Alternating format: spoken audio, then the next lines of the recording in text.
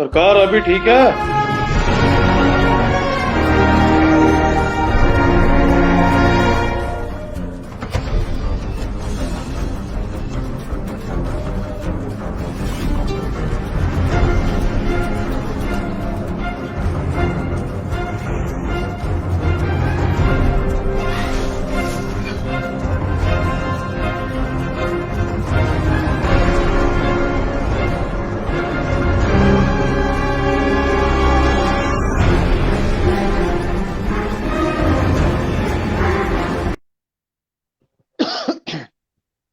السلام علیکم ورحمۃ اللہ وبرکاتہ۔ ناظرین، آپ دیکھ رہے ہیں زمان T V U S A international کی اسپیشل نشریات لمحات رمضان۔ ماہ رمضان المبارک کے ان خوبصورت اور پرکیف لمحات میں آج کے اس پروگرام میں ہم گفتگو کریں گے اعتکاف پر، فلسفہ اعتکاف، اعتکاف کے فضائل و مسائل پر۔ آج کے ہمارے مہمان معروف عالم دین، دارالعلوم خطابیہ کراچی کے ناظم تعلیمات حضرت علامہ مفتی عبدالستار چشتی صاحب، اور ساؤتھ افریقہ سے موزمبیق سے ہمیں جوائن کیا ہے مولانا قاری نصیر الدین نقشبندی صاحب نے۔ میں دونوں حضرات کو خوش آمدید کہتا ہوں، اور پروگرام کے آغاز کے لیے میں گزارش کروں گا مولانا قاری نصیر الدین صاحب سے تلاوت کلام پاک اور نعت رسول مقبول صلی اللہ علیہ وسلم سے پروگرام کا آغاز۔ اعوذ باللہ من الشیطان الرجیم،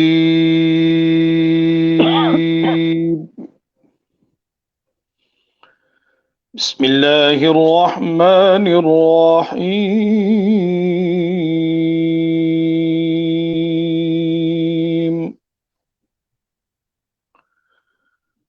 وَلِلَّهِ مُلْكُ السَّمَاوَاتِ وَالْأَرْضِ وَاللَّهُ عَلَى كُلِّ شَيْءٍ قَدِيرٌ۔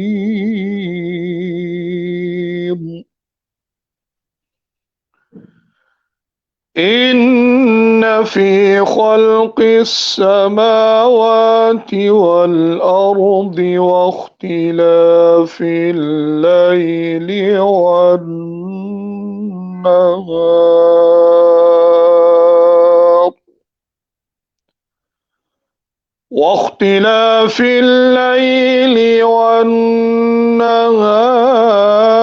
لَآيَاتٍ لِأُولِي الْأَلْبَابِ۔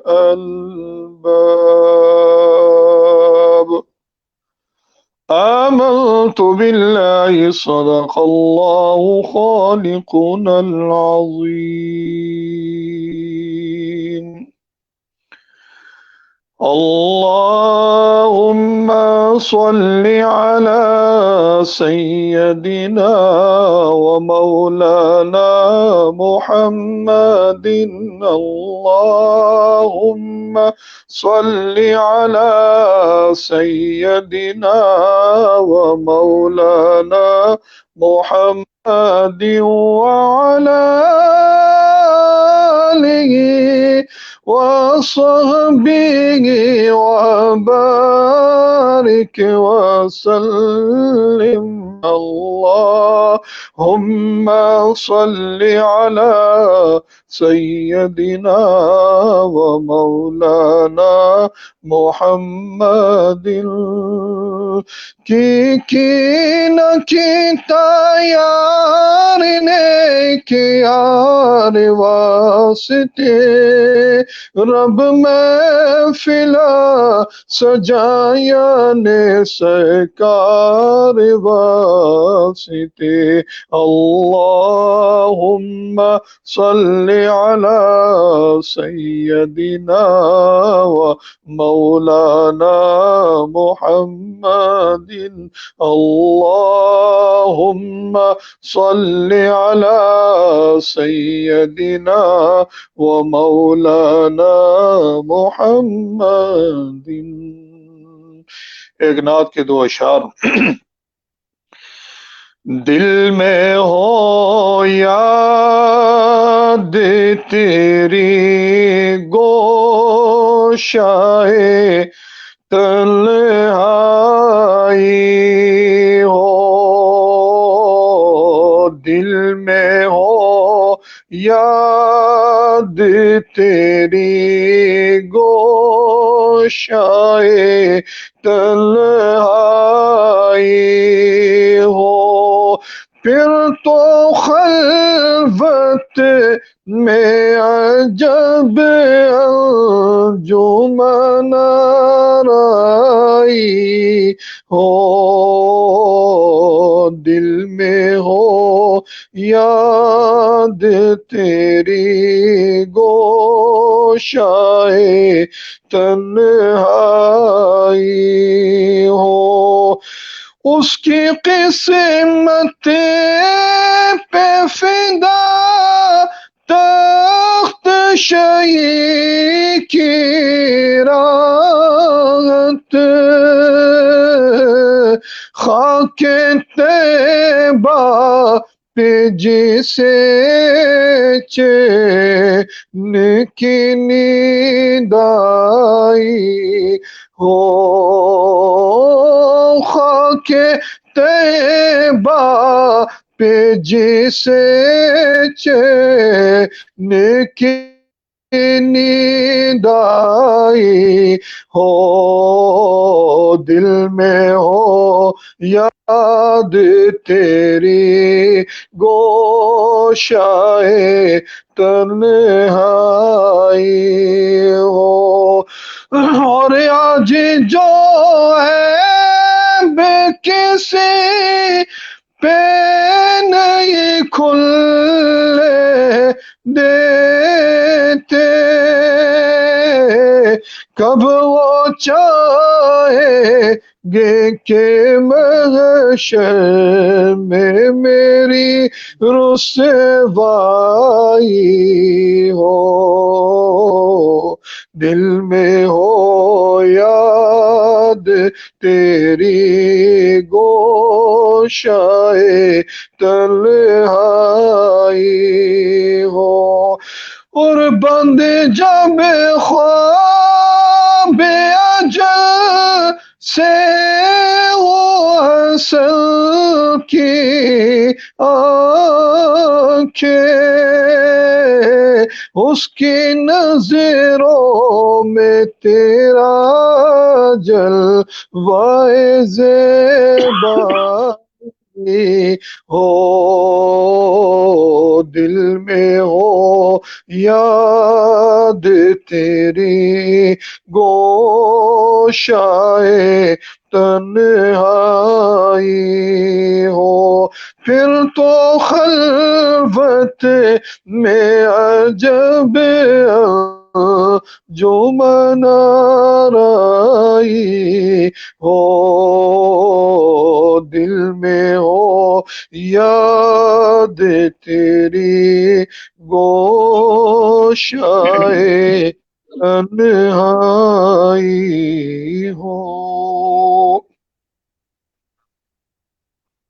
ماشاءاللہ ماشاءاللہ۔ علامہ عبدالستار چشتی صاحب، کیا فرمائیں گے آپ کہ فلسفہ اعتکاف اس کا کیا فلسفہ ہے، جبکہ علماء نے لکھا ہے کہ انسان کو مسجود ملائکہ ٹھہرانے کا ایک مقصد اور ایک فلسفہ یہ بھی تھا کہ جو فرشتوں نے کہا تھا نحن نسبح بحمدک ونقدس لک، کہ ہم تیری تسبیح کرتے ہیں مالک کریم، تیری تسبیح و تحلیل بیان کرتے ہیں، یہ انسان کو جو تو نے پیدا کیا ہے تو یہ تو زمین پہ فساد پھیلائے گا۔ تو علماء نے لکھا ہے کہ فرشتوں کے ساتھ نفسانی خواہشات نہیں ہے، پیٹ نہیں ہے ان کے ساتھ، تو ایسے ماحول میں جب انسان کے سامنے برائیاں ہوں اور اس ماحول میں ہو کہ جب چاروں طرف سے نفسانی خواہشات اور شیطانی داؤ ہوں، پھر بھی آدمی اپنے آپ کو بچا کر اللہ تعالیٰ اور اس کے رسول کے احکامات کے مطابق اپنی زندگی گزارتا ہے، تو یہ زندگی نسبتاً اس زندگی سے زیادہ اہمیت کی حامل ہوتی ہے کہ آدمی کے سامنے کوئی برائی کا ماحول ہو ہی نہیں اور ایسے خطرات نہ ہوں، تو جب کہ سب خطرات میں رہتے ہوئے، برائی کے ماحول میں رہتے ہوئے آدمی نیکی کرے تو وہ نیکی بڑی مقبول نیکی ہوتی ہے، اور یوں سمجھے کہ ایک طرح کا یہ جہاد ہوتا ہے۔ تو ایسی صورت میں جو انسان اپنے آپ کو مقید کر لیتا ہے اور اعتکاف میں بیٹھ جاتا ہے، تو کیا فلسفہ ہے اس کا، اعتکاف کا کیا فرمائیں گے آپ؟ اعوذ باللہ من الشیطان الرجیم، بسم اللہ الرحمن الرحیم۔ سب سے پہلے آپ کو السلام علیکم ورحمۃ اللہ وبرکاتہ۔ جہاں تک آج کے موضوع کا تعلق ہے فلسفہ معراج، فلسفہ اعتکاف، تو فلسفے کا مطلب یہی ہوتا ہے کہ کسی چیز کے بارے میں ان 3 سوالوں کا جواب دینا کہ واٹ از اعتکاف، وائی از اعتکاف اینڈ ہاؤ از اعتکاف۔ جہاں تک آپ نے بات کی کہ آج کل یہ پرفتن دور ہے، اس کے اندر اگر کوئی شخص اعتکاف بیٹھتا ہے تو وہ اس کو کتنا اجر ملے گا، اس کو کتنا ثواب ملے گا۔ جتنی سخت آزمائش ہوتی ہے، جتنی زیادہ انسان مشقت برداشت کرتا ہے اخلاص کے ساتھ، اللہ تعالیٰ اس کو اتنا ہی اجر دیتا ہے۔ اس سے پہلے اعتکاف کے متعلق کچھ باتیں عرض کر دوں۔ اعتکاف عربی زبان کا لفظ ہے، عکف یا عکف وقوفاً اس کے لیے استعمال ہوتا ہے، اور احادیث مقدسہ کے اندر اسی اعتکاف کے لیے المجاورہ، الجوار کا لفظ بھی استعمال ہوا ہے کہ لا جوار الا باعتکاف، او کما قال علیہ الصلوۃ والسلام۔ اصلاً اعتکاف کا مطلب لغوی طور پر اس کا مطلب اللبس المکس مطلقاً لغوی اعتبار سے لٹرلی اس کا مطلب ہوتا ہے ٹھہرنا یا اسٹے کرنا، لیکن شرعی اعتبار سے جب اعتکاف کہا جائے تو اس سے مراد یہ ہوتا ہے کہ اللہ کی رضا پانے کے لیے، اللہ کی خوشنودی کے اصول کے لیے روزے کے ساتھ، مسنون اعتکاف کی بات کروں، روزے کے ساتھ مسجد میں ٹھہرنا یہ اعتکاف کہلاتا ہے۔ رب کی رضا پانے کے لیے مسجد میں جو ٹھہرنا ہوتا ہے اس کو اعتکاف کہتے ہیں۔ تو انسان جب مسجد میں ٹھہرتا ہے، ویسے نماز کے لیے بھی جاتا ہے، دوسرے معاملات کے لیے بھی جاتا ہے، لیکن اعتکاف جو ہے اس کے اندر اس کا جو لفظ ہے، اس کے اندر ہی اعتکاف کا مطلب ہوتا ہے ٹھہرنا، جم کے ٹھہرنا، مستقل بنیادوں پر ٹھہرنا، جب تک مقصد پورا نہ ہو ٹھہرے رہنا۔ اور جوار کا مطلب مجاورہ، پڑوسیوں کہتے ہیں، قرب۔ دونوں لفظ حدیث میں آئے، اعتکاف کا بھی آیا ہے، جوار کا بھی آیا ہے، مجاورہ کا بھی آیا ہے۔ ان کے معنی ہی یہ بات بتا رہا ہے کہ اعتکاف جو ہے یہ اصلاً رب کی رضا پانے کے لیے رب کے گھر میں ٹھہرنا ہے، تاکہ قرب الہی میسر آئے، تاکہ جوار رحمت میسر آئے، اللہ کی رحمت کا حصول میسر آئے۔ تو دوسری بات یہ کہ رسول اللہ صلی اللہ علیہ وسلم کو جب رب کریم قرآن مجید میں خطاب فرماتے ہوئے کہتا ہے کہ وَتَبَتَّلْ إِلَيْهِ تَبْتِيلًا، سب سے کٹ کر اسی کی طرف آپ ہو جائیں، توبو اللہ، رب کی طرف رجوع کریں، انیبو اللہ، رب کی طرف متوجہ ہوں، انابت کریں۔ اصلاً اعتکاف جو ہے انابت اللہ، رب کی طرف مڑنا، رب کی طرف رجوع کرنا، اور رب کی رضا پانے کے لیے اپنی دنیاوی سارے تعلقات کو منقطع کر لینا، کٹ آؤٹ کر لینا، اور رب کی رضا پانے کے لیے، عبادت کے لیے خلوت اختیار کرنا، یہ اعتکاف ہے۔ اصلاً یہ عارضی خلوت ہے، اسلام میں دائمی خلوت کو تو اسلام پرموٹ، اس کو ربانیت کہتے ہیں، کہ دنیاوی سارے معاملات سے بندہ کٹ آؤٹ ہو جائے اور پھر جنگلوں میں چلا جائے۔ اسلام اس کا تو قائل نہیں ہے۔ اسلام ایک ایسا مذہب ہے کہ جو سب کی ضروریات کو پورا کرتا ہے، انسان کی معاشرت ہے، معیشت ہے، اس کا گھر ہے، خاندان ہے، اس کے ارد گرد کے معاملات ہیں، ان سب کو پورا کرتا ہے۔ لیکن یہ اعتکاف جو ہے اصلاً پورے سال کے اندر اگر اعتکاف کی 3 قسمیں بنتی ہیں، لیکن جو مسنون اعتکاف رمضان المبارک کے آخری عشرے میں جو بیٹھا جاتا ہے مسجد کے اندر، جو معتکف بندہ ہوتا ہے، اسٹے کرتا ہے 10 دن یا 9 دن تک راتوں سمیت، تو اس میں اس کا اصل مقصود تو یہ ہوتا ہے کہ رب کی رضا کا اصول اور تنہائی میں مسجد، جو جس کے بارے میں رسول اللہ صلی اللہ علیہ وسلم نے ارشاد فرمایا کہ احب البلاد الی اللہ مساجدها، رب کو اپنی ساری زمین اللہ کی ہے، زمین پر جتنا بھی مکہ جو کچھ بھی ہے سب اللہ کا ہے، رب کا ہی پیدا کرتا ہے، رب کی تخلیق ہے، لیکن رب کو اپنی زمین پر سب سے پسندیدہ جگہ جو ہے وہ مسجد ہے، وہ مسجد ہے، وہ سجدہ گاہ۔ اصل مسجد کا لغوی مطلب سجدہ گاہ ہوتا ہے، محل السجود، لیکن جب یہ مسجد اصطلاحی معنی میں استعمال ہو تو اس کا مطلب ہوتا ہے کہ المحل الموقوف للصلاۃ، ایسی جگہ جس کو نماز کے لیے وقف کر دیا گیا اس کو مسجد کہتے ہیں، سب اس کو جانتے ہیں۔ تو مسجد میں اسٹے کرنا، ٹھہرنا، اس کو اعتکاف کہتے ہیں۔ اصلاً اس کا مقصد یہ ہے کہ 10 دن اللہ کی پسندیدہ جگہ پر انسان جب ٹھہرتا ہے، اس کو جس کو مسنون اعتکاف کہتے ہیں، رب کی رضا پانے کے لیے وہ عبادات کی کثرت کرتا ہے، توبہ استغفار کی کثرت کرتا ہے. اگر وہ کثرت نہ بھی کرے، مسجد میں ہی بیٹھا رہے اعتکاف کی نیت سے، تو مسجد میں بیٹھنا بھی ثواب ہے. ظاہر بات ہے کہ جب مسجد میں بیٹھے گا تو فرائض عبادات یعنی جو نماز ہے وہی پابندی کے ساتھ پڑھے گا، باجماعت پڑھے گا، ذکر و اذکار میں مشغول رہے گا، اور دنیا کے جتنے بھی معاملات ہیں اس سے کیا رہے گا؟ قطع تعلق رہے گا. تو اصلاً اعتکاف ہے کہ اعتکاف کا مطلب یہ ہے کہ الرجوع اللہ، الانابۃ اللہ، اور اس کے ساتھ ساتھ رب کے حضور جو ہے، رب کی رضا پانے کے لیے بندہ دنیاوی تعلقات کو کیا کر لے؟ منقطع کر لے، اور مسجد میں آ کے کیا ہو جائے؟ ٹھہر جائے. اس کو اعتکاف کہتے ہیں. اصلاً یہ تعلق مع اللہ ہے، رب کے ساتھ تعلق کے حصول کا ایک ذریعہ ہے. اور اس کی ایک اور وجہ بھی ہے، پھر اس کا ذکر قرآن مجید میں بھی رب کریم ارشاد فرماتا ہے وَلَا تُبَاشِرُوهُنَّ وَأَنْتُمْ عَاكِفُونَ فِي الْمَسَاجِدِ. مسجد میں جب تم اعتکاف کرو تو تم اپنی زوجات کے ساتھ مباشرت نہ کرو. دوسری جگہ رب کریم اپنے ابراہیم علیہ الصلوۃ والسلام اور اسماعیل علیہ الصلوۃ والسلام کو حکم دے رہے ہیں کہ وَعَهِدْنَا إِلَىٰ إِبْرَاهِيمَ وَإِسْمَاعِيلَ أَن طَهِّرَا بَيْتِيَ لِلطَّائِفِينَ وَالْعَاكِفِينَ وَرُكَّعِ السُّجُودِ، کہ ہم نے تاکید کی ہے ابراہیم اور اسماعیل کو وہ پاک صاف کر لیں بیت اللہ کو طواف کرنے والوں کے لیے، اعتکاف کرنے والوں کے لیے، اور رکوع اور سجود کرنے والوں کے لیے. اعتکاف عبادت صرف رسول اللہ صلی اللہ علیہ امت محمدیہ کے لیے ہی نہیں ہے، بلکہ یہ دین ابراہیمی کے اندر ابراہیم علیہ الصلوۃ والسلام یعنی ہر دین میں یہ رہا ہے، اعتکاف کی ایک صورت رہی ہے. تو اسلام کے اندر بھی اس کی 3 حالتیں بنتی ہیں. مسنون اعتکاف ہوتا ہے، نفلی اعتکاف ہے، واجب اعتکاف ہے. اس پر انشاءاللہ آگے بات کریں گے.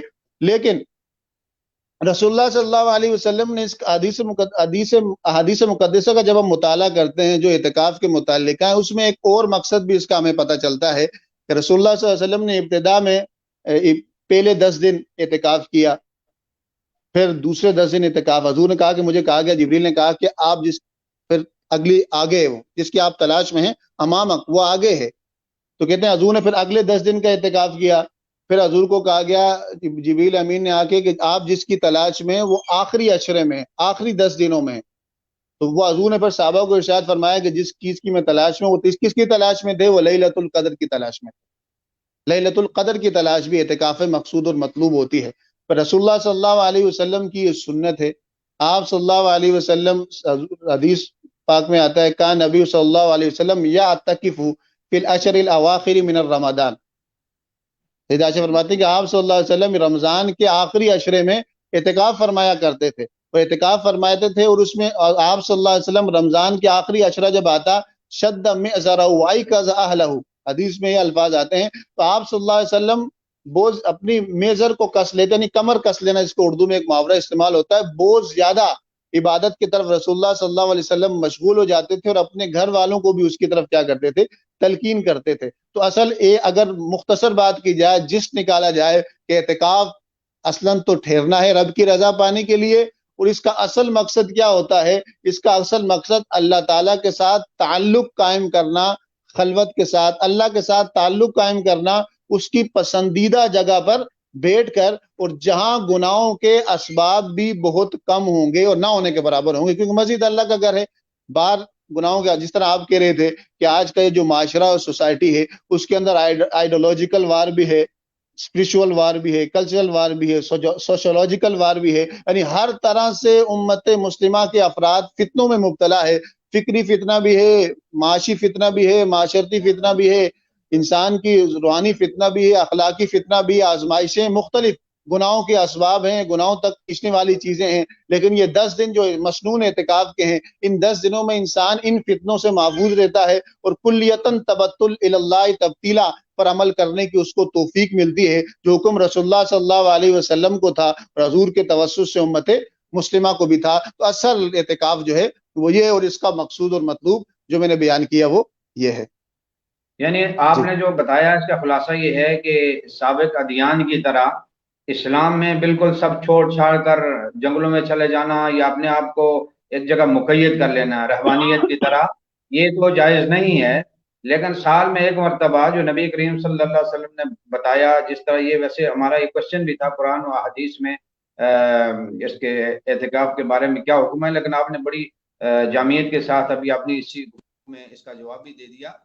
تو یعنی رہبانیت یا بالکل اپنے آپ کو مقید کر لینا اور سب کچھ دنیا سے، بال بچوں سے چھوڑ چھاڑ کر اپنے آپ کو ایک جگہ مقید کر لینا اللہ کی رضا کے لیے گو کہ ہو، لیکن یہ اسلام میں جائز نہیں ہے۔ لیکن سال میں ایک مرتبہ جس طرح آپ نے قرآن اور حدیث سے اس کے دلائل کیے کہ اپنے آپ کو رمضان مبارک کے آخری عشرے میں ایک جگہ اعتکاف کی نیت کر کے بیٹھ جانا، یہ ایک طرح کی ایک روحانی پریکٹس ہے، یعنی اپنے آپ کو تیار کرنا باقی بھی 11 مہینوں کے لیے، عبادت کے لیے، تعلق معلّہ کے لیے۔ اس کا مقصد یہ ہوا۔ تو علامہ صاحب کیا فرمائیں گے، اس عبادت میں صرف مرد ہی یہ عبادت کر سکتے ہیں کہ یا اس عبادت میں عورتوں کو بھی حصہ ملے گا؟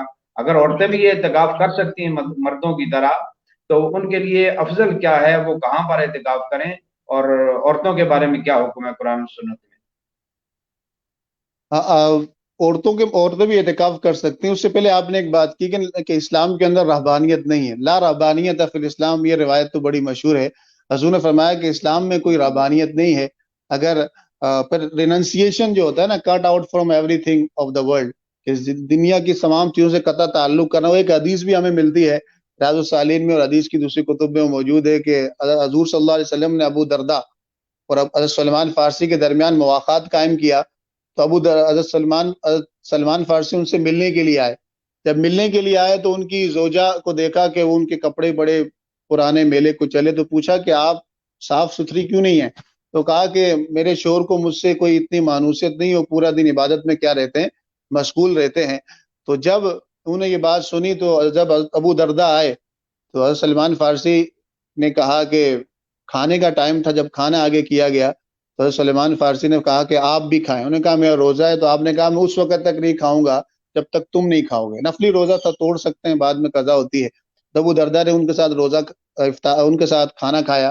کھانا کھانے کے بعد جب رات کو سونے کا ٹائم آیا تو سلمان فارسی سونے لگے، تو آپ ابو درداء عبادات میں مشغول ہونے لگے، تو آپ نے فرمایا کہ نہیں، آپ سوئیں، کچھ دیر آرام کریں۔ رات کے آخری پہر حضرت سلمان فارسی پھر اٹھے، پھر دوبارہ بیچ میں اٹھے تو آپ نے پھر سلا دیا ان کو، حتیٰ کہ آخری پہر آپ اٹھے، آپ دونوں نے تہجد ادا کی اور پھر ایسا کیا۔ تو پھر جب صبح ہوئی، صبح صحابی جو ہیں وہ حضور کے پاس ہے، ابو درداء کہا کہ رات کو سلمان نے میرے ساتھ ایسا کیا ہے اور ایسا کہا ہے، اور سلمان نے مجھے کہا ہے کہ ان نفسی کا علی کا حق و ان علی اہلی کا علی کا حق، بے شک تیری جان کا تجھ پر حق ہے، تیرے گھر والوں کا تجھ پر حق ہے، تیرے جسم کا تجھ پر حق ہے۔ تو حضور نے فرمایا کہ سلمان نے ٹھیک کہا۔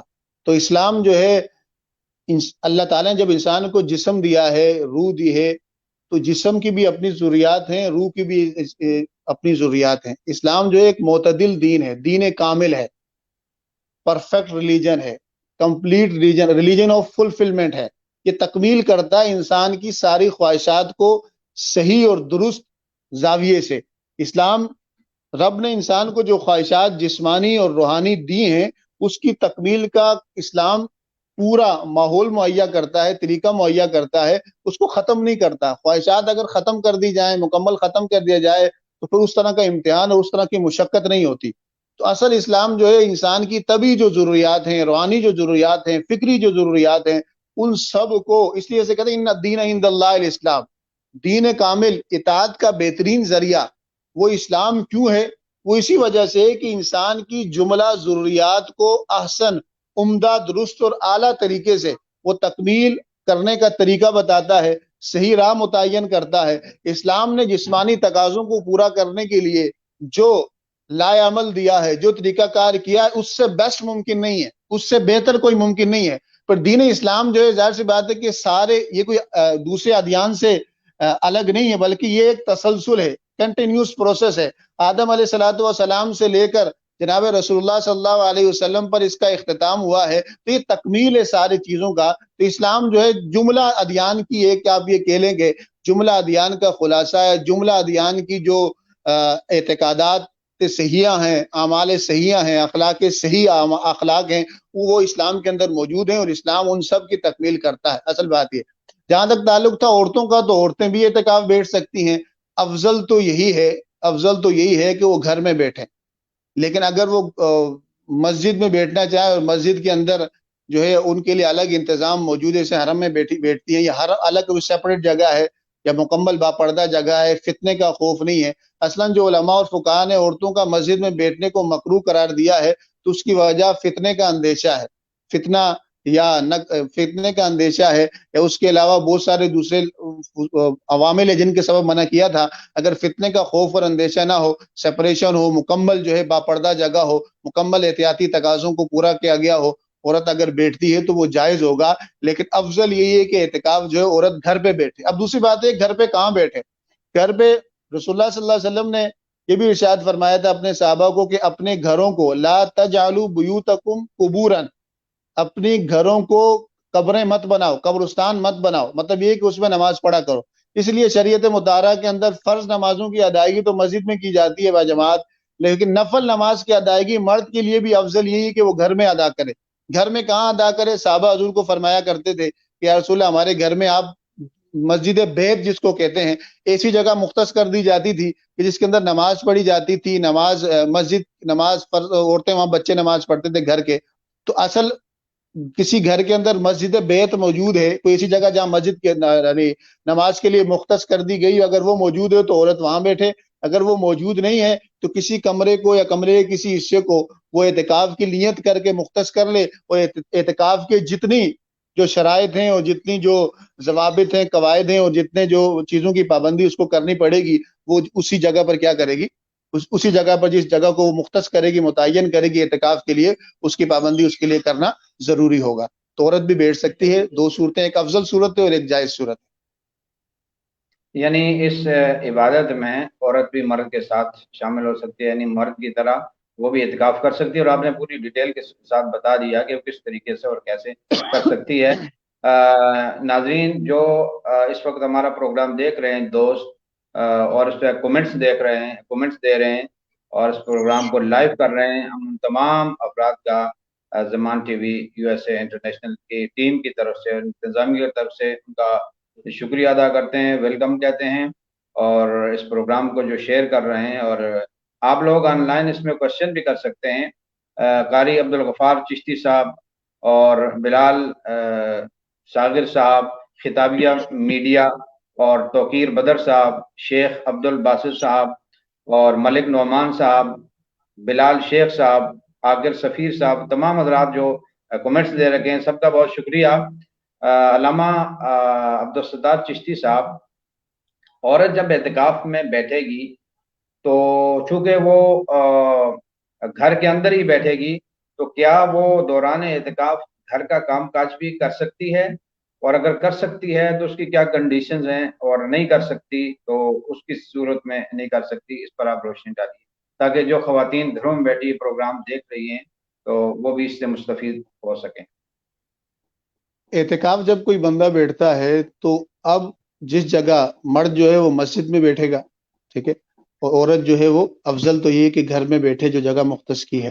اس کے بعد وہ صرف دو وجوہات کی بنا پر اپنے اس اعتکاف کی جگہ سے باہر آ سکتی ہے. ایک طبی ضروریات ہوتی ہے، بندہ واش روم یا ٹوائلٹ وغیرہ جاتا ہے اس کے لیے، اور دوسرا اگر کسی کا کھانے، عورت جس طرح گھر میں بیٹھی ہے اور اس کا کھانے کا کوئی ارینجمنٹ خود ہی اس کو پکانا ہے، گھر میں کوئی اور نہیں ہے جو اس کے لیے کھانا پکائے، تو اب وہ کچن میں جا کے کھانا پکا کے لا سکتی ہے، اور وہ گھر کا کام جو کچن کا متعلقہ کام ہے وہ کر سکتی ہے، کیونکہ اب اس کی مجبوری بن گئی، اس کی ایک ضرورت ہے. ہر بات کھانا ضرورت ہے، اگر وہ نہیں پکائے گی تو اگر کوئی اور ذریعہ نہیں ہے اس کی طرف کھانا پہنچانے کا تو وہ گھر کے کچن میں کھانا پکا سکتی ہے. اگر کھانا پڑا ہو تو لا سکتی ہے، جو اپنی ضرورت ہے اس کو پورا کر سکتی ہے. اس طرح مرد بھی ہیں، اگر ان کا گھر سے کوئی کھانا لانے والا نہیں ہے یا ان کا گھر ہی نہیں ہے یا کھانے کی کوئی ارینجمنٹ نہیں ہے، تو جو بندہ مسجد میں معتکف ہے تو وہ بھی جا کے جتنا وہاں سے جہاں سے بھی ہوٹل سے یا گھر سے جا کے اپنے لیے کھانا لا سکتا ہے. لیکن یہ کہ کھانا لانا ہے، گھر پر جانا ہے، کھانا لانا ہے، اس کے علاوہ کوئی دوسرا ضرورت سے ہٹ کر نہیں کرنا. اگر وہ کرے گا تو اس کی کنڈیشن دیکھی جائے گی کس طرح کیا، تو پھر اعتکاف ٹوٹنے کا بھی خدشہ ہوتا ہے. پھر دوسری بات اچھا یہ کہ علامہ صاحب، جی جی جی جی اعتکاف کی تین قسمیں ہوتی ہیں. ایک تو ہوتا ہے یہ مسنون اعتکاف رمضان والا، 10 روزہ، آخری 10 روزہ جو بیٹھا جاتا ہے، اور ایک ہوتا ہے نفل اعتکاف کہ جب بھی مسجد میں جائیں اعتکاف کی نیت کر لیں، چاہے 1 منٹ کے لیے ہو، 2 منٹ کے لیے ہو، 10 منٹ کے لیے ہو یا آدھا گھنٹے کے لیے ہو. اور تیسرا اعتکاف ہوتا ہے واجب اعتکاف، منت کا اعتکاف. کسی بندے نے اگر منت مانی ہے، چاہے وہ مطلق منت مانی ہو کہ بھی اپنے پر وہ کہے کہ مجھ پر میں اللہ کے لیے 10 روزہ یا 3 روزہ یا 4 روزہ یا 1 روزہ اعتکاف بیٹھوں گا، بولے کہ میرا یہ کام ہو گیا تو میں اتنے دن اعتکاف بیٹھوں گا، دونوں چاہے مطلق اس نے منت مانی ہو یا معلق شرط کے ساتھ مانی ہو، دونوں صورتوں میں وہ جو اس پر اعتکاف کرنا، اگر وہ شرط پوری ہو جائے یا معلق رکھیے کرنا واجب ہوتا ہے۔ مسنون اعتکاف میں اور واجب اعتکاف میں روزہ رکھنا ضروری ہے۔ نفلی اعتکاف وہ ایک لمحے کے لیے بھی ہوتا ہے، 10 منٹ کے لیے بھی ہوتا ہے، گھنٹے کے لیے بھی ہوتا ہے۔ وہ ہر بندہ جب وہ مسجد میں داخل ہو، نویت سنت الاعتکاف کی نیت کر کے مسجد میں داخل ہو جائے تو اعتکاف کو اس کو ثواب، نفلی اعتکاف کا ثواب مل جاتا ہے۔ جہاں تک مسنون اعتکاف کا تعلق ہے، سنت اعتکاف کا، تو وہ سنت موقدہ علی الکفایہ ہے۔ سنت موقدہ اس وجہ سے کہ آپ صلی اللہ علیہ وسلم نے اس پر مداومت فرمائی، اور الکفایہ مطلب یہ ہے کہ اگر اس بستی کا ایک بندہ بھی بیٹھ جائے تو اس پوری بستی سے وہ حکم اٹھ جائے گا، کیونکہ رسول اللہ صلی اللہ علیہ وسلم مدینہ مسجد نبوی میں اعتکاف میں تشریف فرما ہوتے تھے تو بہت سارے صحابہ نہیں بیٹھتے، تو آپ صلی اللہ علیہ وسلم نے ان کی نکیر بھی نہیں فرمائی۔ تو اعتکاف جو مسنون ہے آخری 10 دن رمضان کی، یہ سنت موقدہ علی الکفایہ ہے۔ اور جہاں تک نظر کا تعلق ہے، جو منت کا تعلق ہے اعتکاف کا، تو وہ واجب ہے، ٹھیک ہے، اس کے لیے بھی روزہ ضروری ہے۔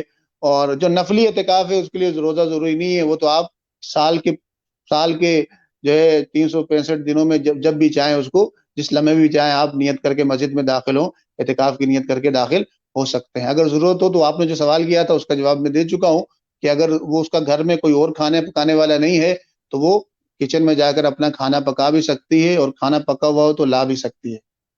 مرد کے لیے بھی یہی یہ حکم ہے۔ فرمائیے کہ ایک عورت اعتکاف کرنا چاہتی ہے اور وہ شادی شدہ عورت ہے، کیا اس کا مرد کے لیے اس کو اجازت دینا یا عورت کے لیے مرد کی اجازت کا ہونا ضروری ہے؟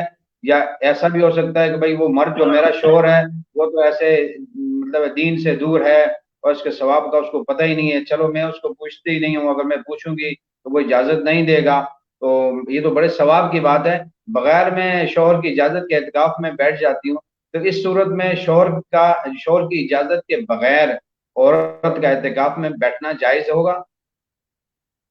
اصل اس میں بات یہ ہے کہ اعتکاف جو ہے وہ سنت موقدہ علی الکفایہ ہے۔ عورت اگر نہ بھی بیٹھے تو دوسرے لوگ بیٹھ رہے ہیں، ٹھیک ہے۔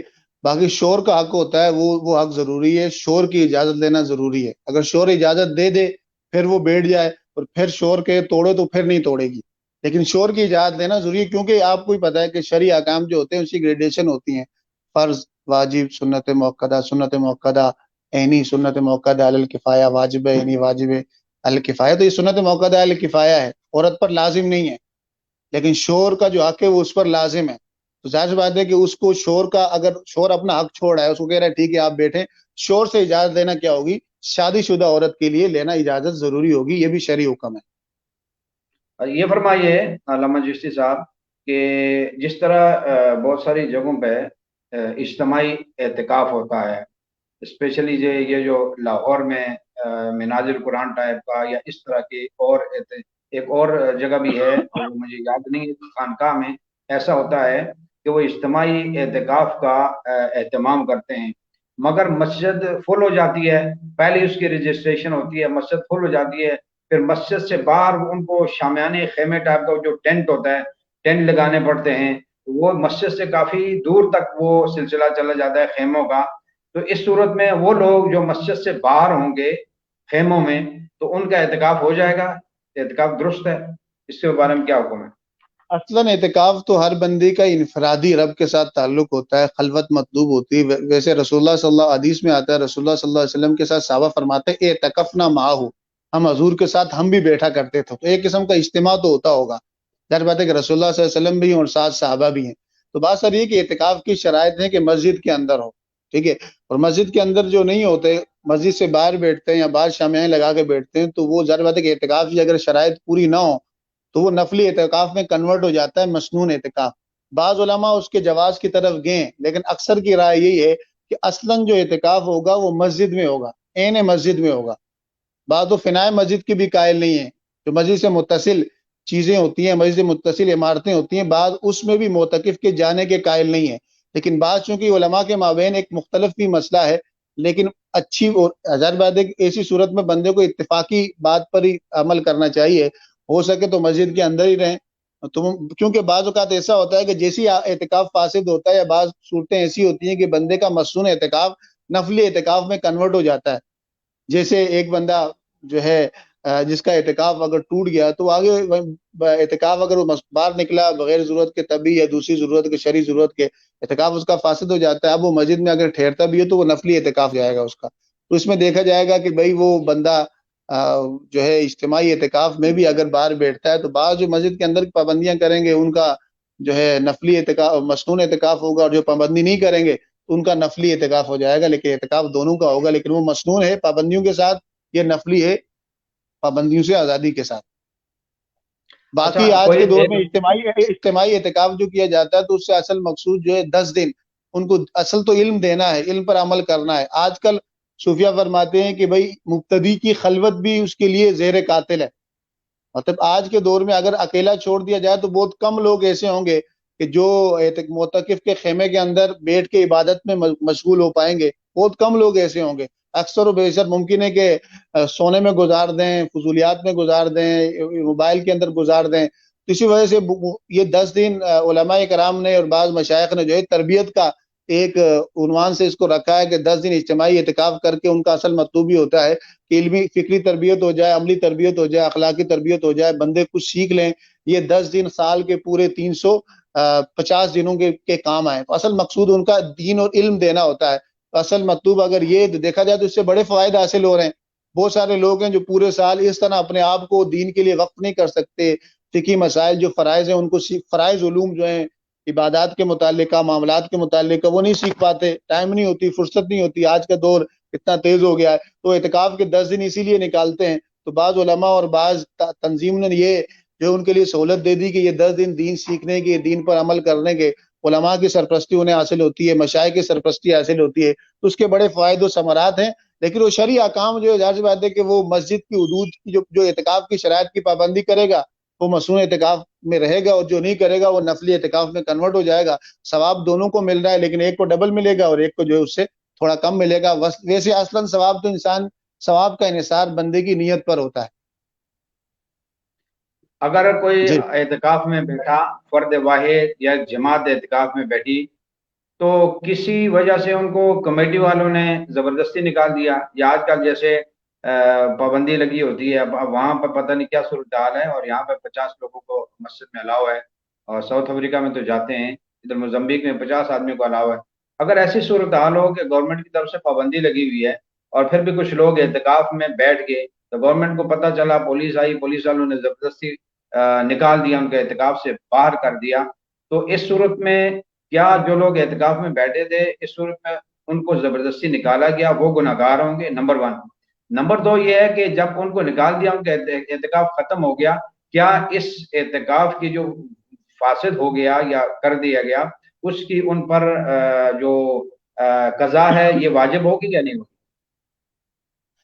اصل میں ایک ہوتی ہے نارمل کنڈیشن اور ایک ہوتی ہے کچھ خاص کنڈیشن. آپ کہہ لیں کہ پرٹیکولر کنڈیشن. عام حالات کے اندر تو ظاہر سی بات ہے کہ اگر ایسی صورتحال ہو جائے کہ کوئی بندہ مسجد کے اندر کوئی حادثہ ہو گیا، کسی کی جان کی یا عزت کی یا جسم کو نقصان کا خدشہ ہے، مسجد سے وہ نکال دیا گیا یا خود نکلا کسی وجہ سے، تو یا مسجد گر گئی یا کوئی ایسا حادثہ ہو گیا جس کی وجہ سے جو باہر آ گئے سارے، تو اس صورت میں فوراً وہ دوسری مسجد میں جا کے معتکف ہو جائے کیونکہ یہ عذر کی وجہ سے باہر آیا ہے. جہاں تک آج کل صورتحال ہے تو یہاں پاکستان میں احتیاطی تدابیر کے ساتھ اجازت ہے اعتکاف کی. تو پھر دوسری بات یہ کہ آج کل ظاہر بات ہے کہ جو پینڈیمک کی ڈیزیز کی کنڈیشن، انفیکٹیس ڈیزیز جو کورونا کووڈ-19 ہے، اس کی وجہ سے احتیاطی میجرمنٹ لیے جا رہے ہیں، پریکاشنز کی جا رہی ہیں، احتیاطی تدابیر کی جا رہی ہیں. تو اگر بالفرض کہیں پر احتیاطی تدابیر پر عمل نہیں ہو رہا تو ظاہر بات ہے کہ صحت کے متعلقہ چیزیں عوام کے فائدے کے لیے ہیں. اعتکاف سنت مؤکدہ علی الکفایہ، ایک بندہ بھی بیٹھ جائے تو دوسرے سے وہ حکم اٹھ جاتا ہے، دوسرے گناہ گار نہیں ہوں گے. تو اسی صورت میں جو ہے جب ایسی صورتحال ہو جائے، وبائی صورتحال ہو اور ایسی آزمائش کی صورتحال ہو، بیماری کی صورتحال ہو، تو لوگوں کو خود ہی احتیاط کرنی چاہیے. اب یہ شریعت کا حکم ہے کہ آپ احتیاط کریں. اب شریعت کے حکم کوئی ایسی عبادت نہیں ہے کہ اگر سب کریں گے تو ہوگی، ایک کرے گا، کوئی سب نہیں کریں گے تو نہیں ہوگی. یہ عبادت ہے اگر ایک بھی کر لے اس محلے والوں سے سب سے وہ حکم اٹھ جاتا ہے. تو یہ جو آج کل کے کووڈ-19 کے کرونا پینڈیمک کی جو صورتحال ہے، ڈیزیز کی صورتحال ہے، تو اس میں جو احتیاطی تدبیر کے ساتھ اگر کوئی چلتا ہے تو ٹھیک ہے. اسی صورت میں اگر نکال لیں تو وہی میں نے بتایا کہ اگر بالفرض زبردستی یا جبرن نکالا گیا اور فوراً وہ دوسری مسجد میں جا کے بیٹھ گیا، دوسری جگہ جہاں مسجد کی شرائط مسجد میں جا کے بیٹھ گیا تو اس کا اعتکاف جاری رہے گا. بالفرض اگر اس کا اعتکاف فاسد ہو گیا، وہ باہر چلا گیا یا اس نے کوئی ایسا کام کر لیا جو مفسدات اعتکاف میں سے ہے، تو اب اعتکاف کی قضا یہ ہے کہ اس کی دو صورتیں بنتی ہیں.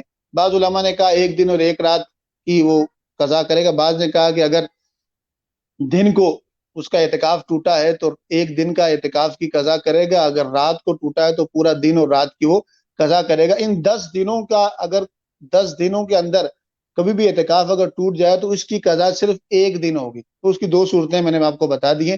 1 دن قضا کرے گا، بہتر ہے کہ اسی رمضان کے اندر ہی کر لے، ورنہ رمضان کے بعد جو بھی دن ہو اس کے اندر اس کو روزہ رکھنا پڑے گا اور وہ اعتکاف کی قضا کر لے گا، اس مسنون اعتکاف کی جو سنت ہے رمضان کے آخری عشرے میں.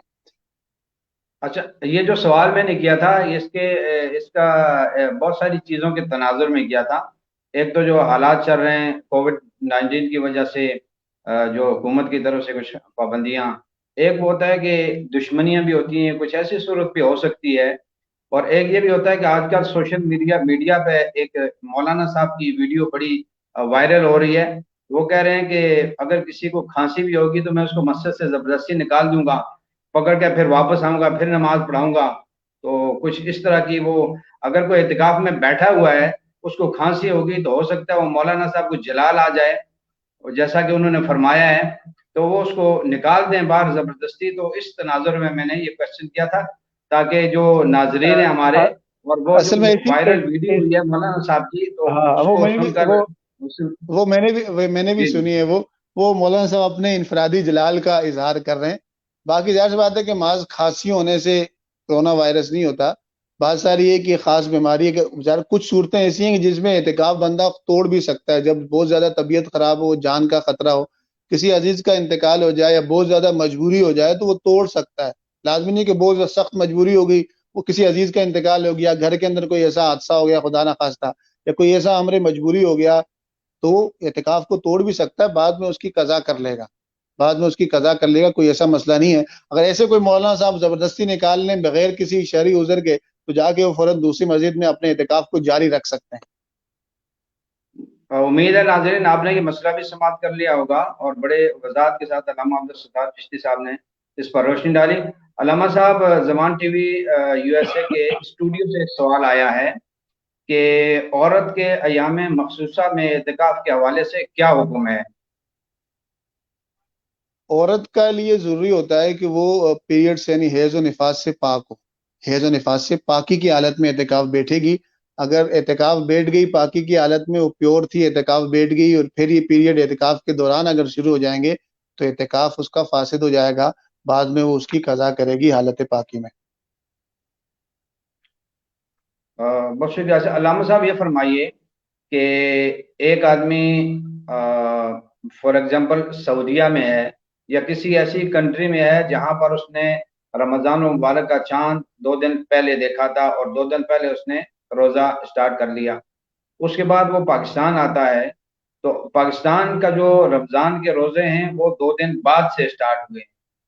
تو اب یہ آدمی اعتکاف کرنا چاہتا ہے تو یہ اگر پاکستان میں آ کر پاکستان کے چاند کے حساب سے اعتکاف کرے گا تو اس کے 10 دن کمپلیٹ نہیں ہوں گے، اور اگر وہ سعودی عرب کے حوالے سے کرے گا تو اس کے 12 دن ہو جائیں گے. تو اس صورت میں کیا حکم ہے اس آدمی کے لیے کہ جو 2 دن پہلے کسی ملک میں روزہ رکھ کر آیا اب وہ اعتکاف میں بیٹھے گا، اس کے لیے کیا شرعی حکم ہے؟ علماء اس بارے میں علماء کی رائے ہے کہ وہ 18 تاریخ کو بیٹھے گا. رب فرق من شہید منکم الشہر فلیصم، جو رمضان کا مہینہ پائے وہ روزہ رکھے. پھر یہ بھی حکم ہے کہ ولیتکملوا العدۃ، پھر یہ بھی ہے نا کہ رمضان کے 30 یا 29 دن پورے کرے، اس سے زیادہ نہیں ہوتا. اب یہ کہ وہ 18 کو بیٹھ جائے، اس کا جب یہاں 28 ہوں گے تو اس کے 10 اعتکاف کے پورے ہو جائیں گے، باقی 2 دن وہ افطار کر لے، نفلی اعتکاف بیٹھ جائے. یہی ہو سکتا ہے تاکہ تہمت سے بچے، اعتراض سے بچے. وہ 18 کو بیٹھے گا علماء، کیونکہ اس کے 20 روزے پورے ہو چکے ہیں. اور مسنون اعتکاف اگر بیٹھنا چاہتا ہے تو وہ ظاہر بات ہے کہ 20ویں روزہ ہوگا، 21 کی رات ہوگی تو مغرب کے بعد سے وہ افطاری کے بعد سے غروب آفتاب سے پہلے وہ بیٹھے گا اور اپنے 10 دن پورے کرے گا مسنون اعتکاف کے. نفلی اعتکاف تو بندہ پورے رمضان میں جب چاہے بیٹھ جائے، کوئی ایشو نہیں ہے.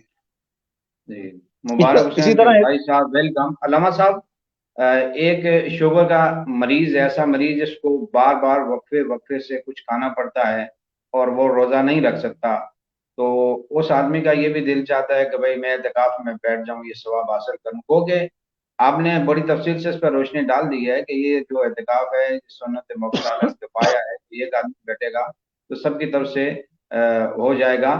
لیکن صاف ظاہر ہے اس کا جو ثواب ہے، ثواب تو ہر کسی کو اس کی انفرادی چیز ہے۔ کوئی آدمی چاہتا ہے کہ میں بھی بیٹھوں اعتکاف میں، مگر وہ شوگر کا مریض ہے، وہ روزہ نہیں رکھ سکتا، تو اس آدمی کے لیے کیا حکم ہے؟ شوگر کا مریض ہے، روزہ نہیں رکھ سکتا، ڈاکٹروں نے بھی یہی اگر اس کو سجیشن دی ہے کہ وہ روزہ نہ رکھے، تو ایک تو روزے کے اعتبار سے وہ تو فدیہ دے گا، تو دوسری بات ہے کہ وہ نفلی، اس کے پاس آپشن موجود ہے نفلی اعتکاف کا۔ نفلی اعتکاف بغیر روزے کے ہوتا ہے۔ رمضان کے اندر چونکہ ہر عبادت جو ہے نفلی عبادت کا ثواب فرض کے برابر اور ایک فرض کا ثواب 70 فرائض کے برابر ہوتا ہے، ظاہر بات ہے کہ رمضان کے نفلی اعتکاف کا ثواب دوسرے مہینوں کے نفلی اعتکاف کے ثواب سے زیادہ ہوگا۔ پھر دوسری بات، انسان کی جو نیت ہے، انٹینشن ہے، اس کا اخلاص جو ہے وہ بھی میٹر کرتا ہے کہ وہ کیا ہے۔ اس طرح وہ رسول اللہ صلی اللہ علیہ وسلم کی حدیث پاک ہے، حضور نے فرمایا کہ الماہر بالقرآن جو ہوتا ہے، قرآن مجید کو اچھے اور عمدہ انداز سے پڑھنے والا جو شخص ہوتا ہے، وہ اللہ تعالیٰ، وہ معززین فرشتوں کے ساتھ اللہ اس کو مرتبہ عطا کرتا ہے۔ لیکن وہ بندہ جو قرآن پڑھتا ہے لیکن قرآن پڑھنے میں اس کو مشقت ہوتی ہے، عمر کا ایک تقاضا ہے، یا زبان موٹی ہے، یاد نہیں ہو رہا ہے، یا زبان پہ نہیں چڑھا، عذر ہے، تو حضور فرمایا فَلَهُ اجران، اللہ اس کو 2 اجر دیتا ہے، ایک پڑھنے کا اور ایک مشقت اٹھانے کا۔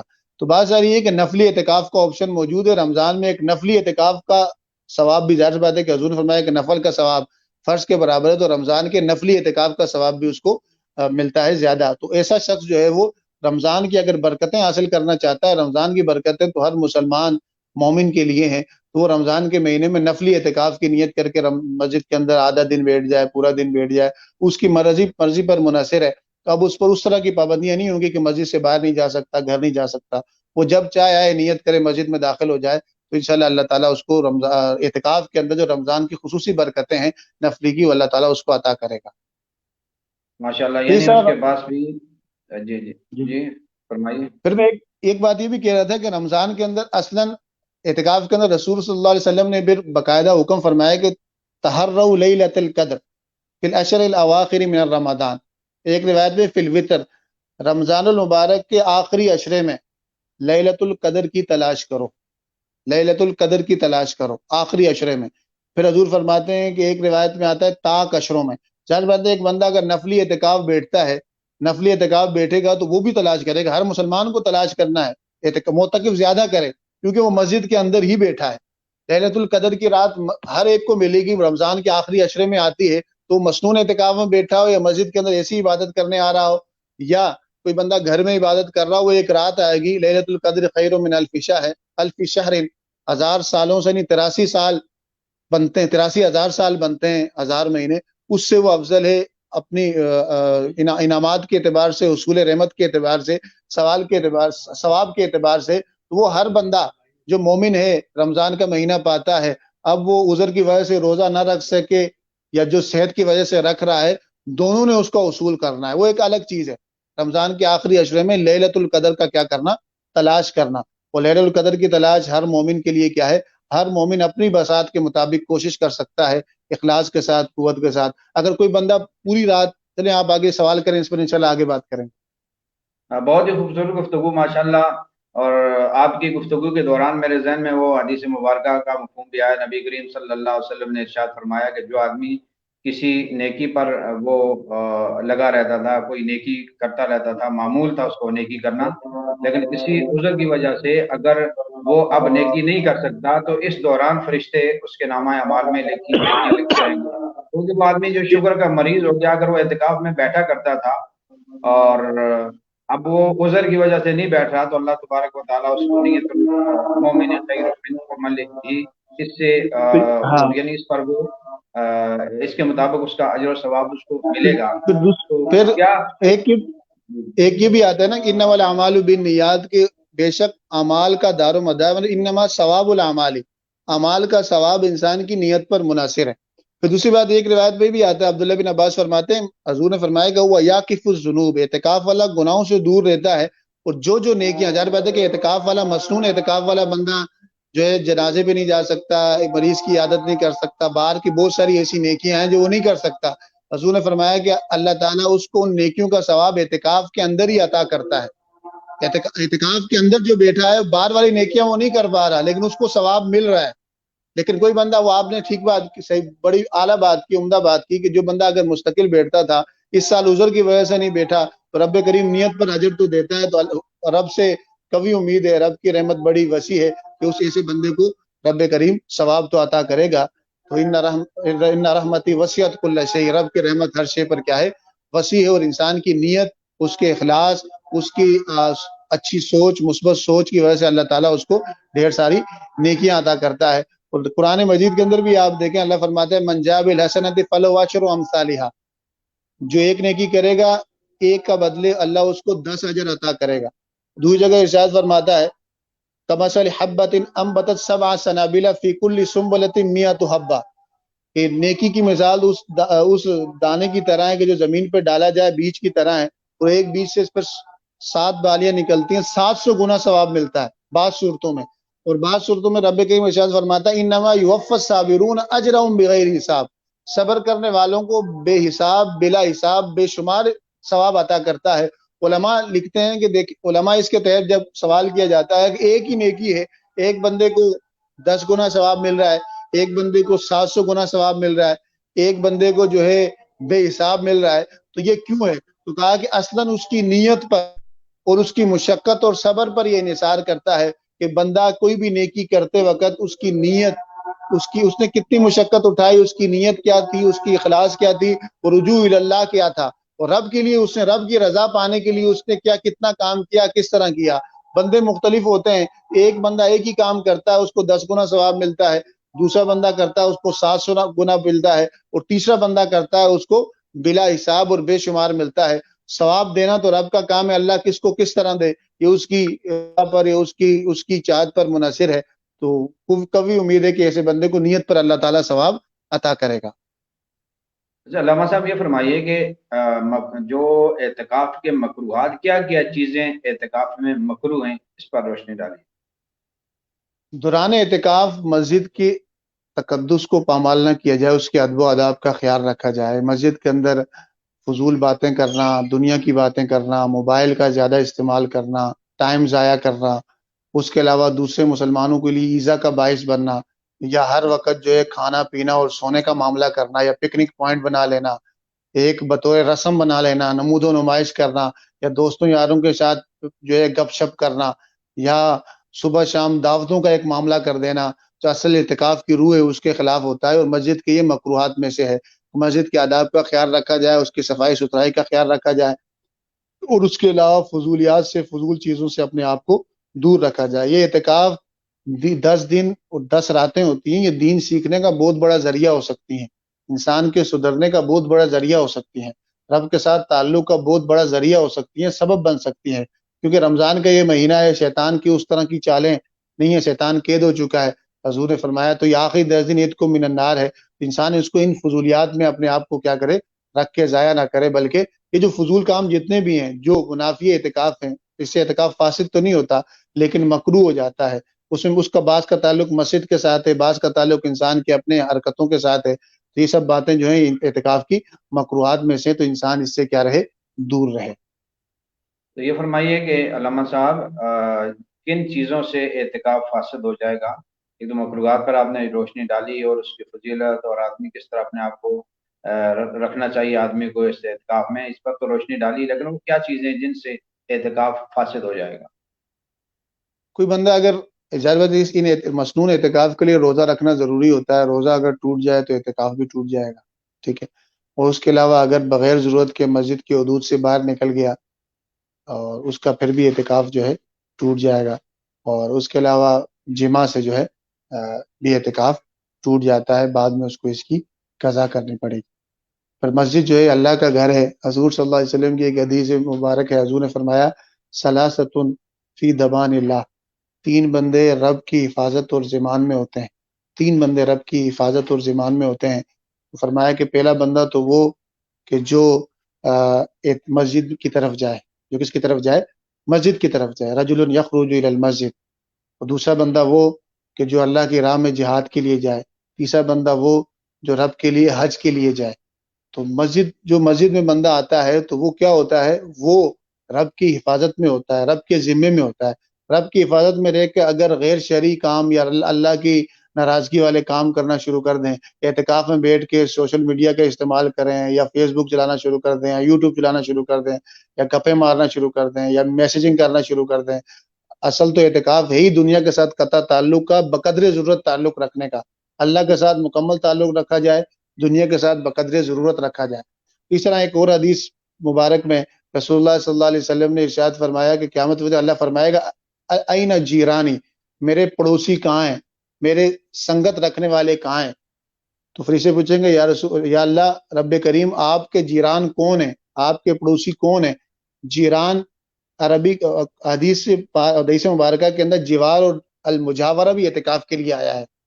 تو حضور فرماتے ہیں کہ رب فرمائے گا کہ میرے سنگت رکھنے والے، میرا قرب رکھنے والے، میرے پڑوس رکھنے والے عمار المساجد، وہ لوگ ہیں جو مسجد کو اپنی عبادات کے ساتھ کیا کرتے ہیں، آباد کرتے ہیں۔ تو معتکف جو ہوتا ہے رب کا مہمان بھی ہوتا ہے، رب کی حفاظت میں بھی ہوتا ہے، رب کی پسندیدہ جگہ میں بھی ہوتا ہے، رسول اللہ صلی اللہ علیہ وسلم کی سنت پر بھی عمل کر رہا ہوتا ہے، لیلۃ القدر کی بھی تلاش کر رہا ہوتا ہے، اور رب مسجد کی تعمیر کرنے والا، مسجد کو آباد کرنے والا بھی ہوتا ہے، جس کے سبب رب کریم ان کو اپنا مقرب بندہ یا اپنا جیران سے کیا کر رہا ہے، رب کریم قیامت والے دن ان کو اپنا جیران کہے گا۔ تو یہ بہت بڑی عبادت ہے، بہت عظمت والی ہے، بہت برکت والی ہے۔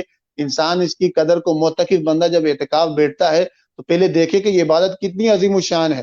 جس طرح رمضان کے اندر جس طرح نیکی کرنے کا ثواب ڈبل اور اس سے بھی زیادہ ملتا ہے، علماء فرماتے ہیں اس طرح گناہ کرنے کا عذاب اور اس پر گناہ کی نوست بھی اس سے ڈبل پڑتی ہے۔ تو اس طرح اعتکاف کے اندر اللہ کے گھر میں بیٹھ کر، ایک گناہ ہوتا ہے مسجد سے باہر بیٹھ کر، ایک ہوتا ہے مسجد کے اندر۔ ظاہر بات ہے کہ فرق تو پڑے گا، مسجد کے اندر کا گناہ بہت زیادہ اس کا باعث ہوتا ہے، نوست کا باعث ہوتا ہے۔ پھر مسجد کے اندر جو ہے ایسی چیزوں سے بھی پرہیز کیا جائے جو بدبودار ہوں، کہ آپ صلی اللہ علیہ وسلم نے ارشاد فرمایا تھا کہ من اکل من هذه الشجرہ فلا یقربن مساجدنا، جو بندہ اس درخت سے نہیں، لہسن ہو گیا، پیاز ہو گیا، یا بدبودار جو چیز ہو گئی، آج کے لیے گٹکا ہے، مین پوڑی یا پانی، اس طرح کی جو چیزیں ہیں جس سے منہ میں بدبو پیدا ہوتی ہے، تو حضور نے منع فرمایا کہ ایسی چیز، منہ میں بدبو والی چیز کر کے بندہ جو ہے مسجد کے قریب بھی نہ آئے، مسجد کے اندر نہ آئے، بلکہ کیا کر کے آئے، بدبو کو دور کر کے آئے۔ تو اس کی وجہ بھی حضور نے فرمایا کہ اس سے فرشتوں کو ایذا ہوتی ہے، اور ایک روایت میں کہ انسانوں کو بھی اس سے کیا ہوتی ہے، ایذا ہوتی ہے۔ ان چیزوں کا خیال رکھنا کیا ہے، جو مسجد کے آداب ہیں اس کو پورا کرنا ضروری ہوتا ہے۔ پر ایک مسئلہ اور بھی آتا ہے، ایک بار مسئلہ اور بھی آتا ہے کہ بھئی دوران اعتکاف اگر بالفرض کسی کو احتلام ہو جائے تو اس صورت میں وہ کیا کرے گا؟ ظاہر بات ہے کہ اگر ایسی صورت ہو جائے تو وہ فوراً جا کے غسل کرے گا، ٹھیک ہے۔ اور اس کے علاوہ جو جمعے کا غسل ہوتا ہے، تو علماء کی رائے یہ ہے، بعض المحققین علماء کی، کہ جمعے کا غسل مسنون ہے، تو جمعے کا غسل بھی کر سکتا ہے، جمعے کا غسل بھی کر سکتا ہے۔ جہاں تک غسل تبرید کا تعلق ہے، ٹھنڈک حاصل کرنے کا تعلق ہے، تو امام مالک اس کے جواز کے قائل ہیں، اور بعض علماء مجبوری میں، بامر مجبوری، بعض صورت میں ہیٹ اسٹروک کا مسئلہ یا سخت گرمی پڑ گئی، بندہ بہت زیادہ بیمار ہو گیا، ایسی صورت میں وہ اس کے قائل ہیں، لیکن جمہور اسی کے قائل ہیں، حناف کے دوسرے، کہ غسل تبرید جو ٹھنڈک حاصل کرنے کا غسل ہے وہ معتکف نہیں کر سکتا، اگر کرے گا تو اعتکاف ٹوٹ جائے گا۔ لیکن اس پر دوسرے کچھ علماء ہیں جن کی رائے یہ ہے کہ اگر کوئی شخص جو ہے وضو کی نیت کر کے یا رفع حاجت کی نیت کر کے یا واش روم کرنے جا رہا تھا، اسی دوران اس نے تھوڑی عرصے میں صرف اپنے پہ پانی پھیر لیا، ٹھنڈک حاصل کر لی، تو جائز ہو جائے گا۔ لیکن پورا اہتمام کر کے اگر غسل کے لیے جا رہا ہے تو پھر اعتکاف کے فاسد ہونے کے بارے میں وہ حکم لگاتے ہیں۔ تو یہ کہ غسل مسنون، اور ایک غسل فرض، اور ایک غسل تبرید۔ غسل فرض تو وہ کرے گا، غسل مسنون جمعے کے دن کا، کیونکہ دوسری حدیثیں آتی ہیں جس میں آپ صلی اللہ علیہ وسلم غسل کرنے کی تلقین فرماتے ہیں، تو بعض علماء کی رائے ہے کہ مسنون غسل جو ہے جمعے کا معتکف کرے گا۔ پھر دوران اعتکاف یہ مطلب نہیں کہ بندہ کپڑے چینج نہیں کر سکتا، کپڑے چینج کر سکتا ہے، ٹوپی چینج کر سکتا ہے، گندے کپڑے پہننا یا میل کچیلے یا بدبودار کپڑے، اگر بعض اوقات گرمی بہت زیادہ ہوتی ہے بعض علاقوں میں، تو اگر وہاں پر ظاہر بات ہے کہ بدبو یا اسمیل آنا شروع ہو جاتی ہے، تو اسمیل والا یا بدبودار بندہ نہ رہے، بلکہ پاک صاف نظافت کا اہتمام کرے، کپڑے اگر چینج کر سکتا ہے کرے، عطر کا استعمال کرے، خوشبو کا استعمال کرے، تیل کا استعمال کرے، مسجد کے اندر یہ چیزیں جائز ہوتی ہیں اور ان سب کا وہ استعمال کر سکتا ہے۔ اچھا علامہ صاحب، ہمارے پاس صرف 3 منٹ باقی ہیں۔ ایک سوال میں آخر میں ایک سوال کروں گا، اور سوال کے بعد میں یہ چاہوں گا کہ میری امامت خطابت کی پہلی مسجد 1986 میں تھی۔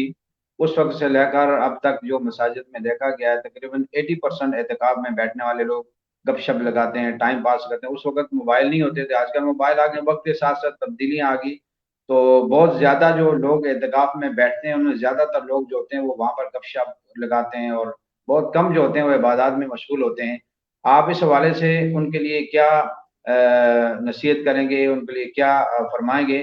اس سے پہلے میں ایک سوال کرنا چاہتا ہوں کہ ایک آدمی ہے جس کو ڈاکٹر نے بتایا ہے سگریٹ پینا، کہ بہت سارے لوگ کہتے ہیں ڈاکٹر نے بتایا ہے ہمیں قبض کی بیماری ہے، سگریٹ سے جاتی ہے، تو ایسا آدمی اگر اعتکاف بیٹھتا ہے تو وہ اس کے لیے صاف ظاہر ہے وہ جائے گا پیشاب کرنے کے لیے، جائے گا رفع حاجت کے لیے، واپس آئے گا وضو کے لیے، تو اس دوران کوئی ایسی گنجائش اس کے لیے نکل سکتی ہے کہ وہ اپنی یہ ضرورت بھی پورا کر دے، اس ضرورت کو بھی پورا کر دے؟ وہی ایک تو وہی ہے اس کہ طرح وہ ہوتا اسپیشل کے لیے باہر جاتا ہے سگریٹ پینے کے لیے، اور ایک تو ہاں یہ ہے کہ ایک وہ رفع حاجت کے لیے جاتا ہے، جانے آنے ہاں میں کوئی صورت اگر واقعہ اس کے ہاں ساتھ یہ گزرا، اس کے لیے کوئی صورت نکل سکتی ہے سگریٹ پینے والے کے لیے؟ اصل میں بعض کو اس طرح نسوار کا مسئلہ ہوتا ہے، بعض کو پان کا اتنا زیادہ نشہ چڑھ جاتا ہے، بعض کو ایسے کوئی عذر ہیں ان کی وجہ وہ بتانا کہ بطور اہتمام کی اس کے لیے نہ جائے، کوئی جو تبھی ضرورت ہے، رفع حاجت کے لیے گیا، وضو کے لیے گیا، اسی دوران اگر رستے میں چلتے ہوئے وہیں پر اگر بیٹھ کے وہ اس عذر کی وجہ سے پی لے تو ظاہر بات ہے کہ اس کی اجازت ضمنی یعنی بالتبع اگر کوئی بندہ ایسا کام، جس طرح حکم ہے نا کہ رسول اللہ صلی اللہ علیہ وسلم دوران اعتکاف جب جاتے تو کسی مریض کی عادت نہیں کرتے تھے، لیکن اگر چلتے چلتے کوئی مریض آ جائے تو اس کی عادت کرتے تھے۔ اسی لیے اگر دوران اعتکاف اگر بعض علماء کہتے ہیں کہ اگر کوئی بندہ وضو کرنے جا رہا ہے، رفع حاجت کرنے جا رہا ہے، رستے میں کوئی مریض آ گیا تو اس سے حال پوچھتے ہوئے یا حال احوال پوچھتے ہوئے وہ چلا گیا تو ٹھیک ہے۔ جہاں پہ رفع حاجت کرنے کے بعض اوقات رش ہوتی ہے، باتھ روم کے باہر کھڑا ہو گیا، کسی نے پوچھ لیا تو بعض لوگ چپ رہتے ہیں کہ بھائی بولنا ہی نہیں ہے، منہ پہ کپڑا باندھ کے رکھتے ہیں کہ بولنا ہی نہیں ہے، تو بھائی بولنا ہے، اچھی باتیں بولنی ہے۔ رات چلتے ہوئے کوئی آپ سے پوچھ لے تو آپ کہیں تو آپ اسے کہہ دیں کہ میں اعتکاف پر ہوں، مجھ سے بات نہ کریں۔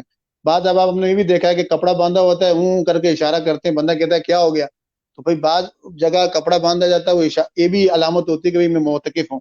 اگر اس صورت میں نہ ہو جائے تو آپ بول سکتے ہیں، آپ کہیں کہ میں پیشاب کرنے آیا ہوں، میں رفع حاجت کرنے آیا ہوں، اور میں کیا ہوں، اعتکاف میں بیٹھا ہوں، بات کر سکتے ہیں، وضو کرتے ہوئے بات کر سکتے ہیں، مصنون دعائیں پڑھی جاتی ہیں، رفع حاجت کرتے ہوئے اگر ضرورت پڑے تو گفتگو کی جا سکتی ہے، کوئی اس طرح کوئی ایشو نہیں ہوتا۔ وہ اصل منع یہ ہے کہ آپ جو ہے گفتگو کرنے کے لیے ہی باہر جائیں، تب جو ہے اعتکاف کیا ہو جاتا ہے، فاسد ہو جاتا ہے۔